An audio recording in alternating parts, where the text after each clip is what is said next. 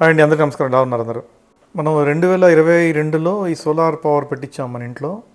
ఇది ఏంటంటే 4 kilo watts generate చేస్తుంది పవర్. బేసికల్లీ మనకి వాళ్ళు చెప్పింది ఏంటంటే 1 కిలో వాట్ 3 యూనిట్లు తయారు చేస్తుంది. సో 4 కిలో వాట్స్ అంటే 12 యూనిట్లు, 30 డేస్ అంటే 360 యూనిట్లు తయారవ్వాలి యాక్చువల్గా. కానీ మనకు అన్ఫార్చునేట్ ఏంటంటే 22లో మీకు తెలుసు కదా, కాంగ్రెస్ ప్రభుత్వం పవర్లోకి వచ్చింది కర్ణాటకలో. అప్పటి నుంచి మనకి 150 యూనిట్ల వరకు అందరికీ సబ్సిడీ ఇస్తున్నారు గృహజ్యోతి స్కీమ్లో. సో ఇప్పుడు ఇది జనరేట్ అయింది, మనకి పెద్దగా యూజ్ లేదు, అంటే మనకి బిల్ రావట్లేదు. ప్లస్ మోరోవర్ అందరూ తగ్గిపోయినాయి బిల్స్ కూడా ఇప్పుడు ఈ స్కీమ్ వల్ల. సో అదొక బ్యాడ్ లక్. ప్లస్ మన సబ్సిడీ ఏమి ఇవ్వలేదు, ముందర కొన్నప్పుడు కూడా సబ్సిడీ ఇవ్వలేదు. ప్లస్ మన నాన్ గ్రిడ్ అనమాట, మనకి ఎక్స్ట్రా అయితే పవరు మనం గవర్నమెంట్కి తిరిగి ఇచ్చేస్తాం. అది ఎంత ₹6 ఉండేది ఒకప్పుడు, దాన్ని ₹4 చేశారు, తర్వాత తగ్గించేశారు. సో ఓవరాల్ చూస్తే పెద్దగా ఏం లేదండి. దీనికి మళ్ళీ ఇప్పుడు మెయింటెనెన్స్ అంటే డస్ట్ అంతా పడుతుంది, దాని మీద క్లీనింగ్ కూడా చేయాలా, వర్షము దుమ్ము అంత పడి. సో అంత ఎక్స్పీరియన్స్ అయితే నాది బాగాలేదు. నాకు మొత్తం ఖర్చు 4 కిలో వాట్లకి 3.2 lakh అయిందండి.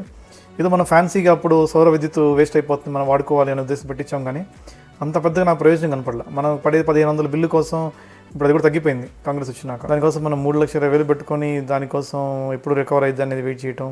బేసిక్గా 2 విషయాలు, సబ్సిడీ లేదు, ప్లస్ మనకి గవర్నమెంట్ ఇచ్చేది కూడా ఏం సరిపోదు, అక్కడక్కడ సరిపోతుంది, అంటే ఎక్స్ట్రా వచ్చేది ఆ బిల్లో ఛార్జెస్ సరిపోతుంది.